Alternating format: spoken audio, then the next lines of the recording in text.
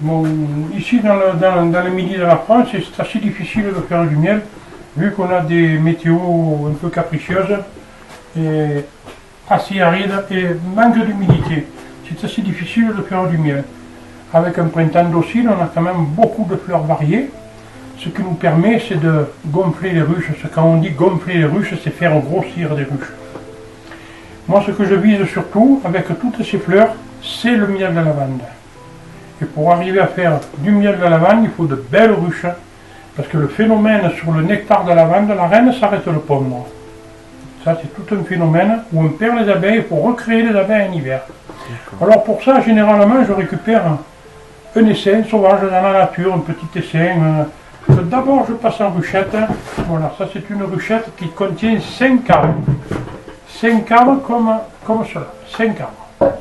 Alors, je mets mes 5 arbres dans ma ruchette qui est petite, ça resserre l'ensemble et je laisse pondre la reine à son rythme pour me remplir cette ruchette.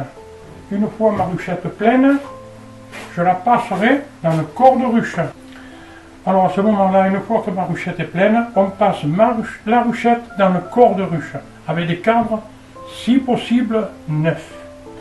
Je dis si possible parce qu'on peut avoir d'une ruche qui a eu un accident, récupérer le cadre, alvéoler, miel, pollen, ce qui aide quand même considérablement la future ruche. Alors ça c'est des ruches qu'une fois pleines, elles sont plus ou moins grosses quand elles passent en ruche. C'est à ce moment-là qu'on peut faire un petit peu de pollinisation pour pousser tout ça. Une fois que les ruches sont bien gonflées, on arrive au miel de lavande, on arrive à la lavande. À ce moment-là, c'est tout un passage de nuit, un transhume, c'est-à-dire on va chercher les ruches la nuit, on ferme les portes, on charge et on s'en va sur un territoire de lavande. Bon, territoire de lavande veut dire que dans la ruche, qui était relativement grosse, peut contenir une hausse. Dans cette hausse, il faut être vigilant, bien regarder qu'il n'y ait pas du miel autre que du lavande. Tout ce qui contient du miel, autre qui n'est pas mauvais du tout, on les enlève et on change les cadres, on met des cadres vides surtout, pour qu'elles ne nous fassent que du lavande. Le lavande, pourquoi? Parce qu'elles n'ont pas le choix. Elles sont au milieu d'hectares de lavande. Il n'y a que ça.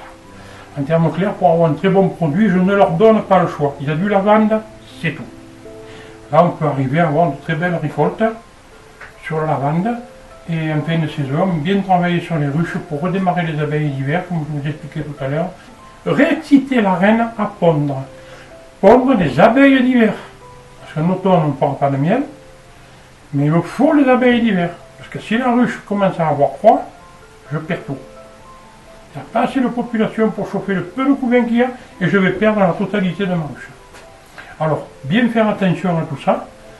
Ce qui se passe dans le corps de ruche, on n'y touche pas pour l'hiver. Notre récolte, c'est la partie haute qu'on voit généralement sur quelques films qu'on a fait ensemble. Merci Jean-Claude.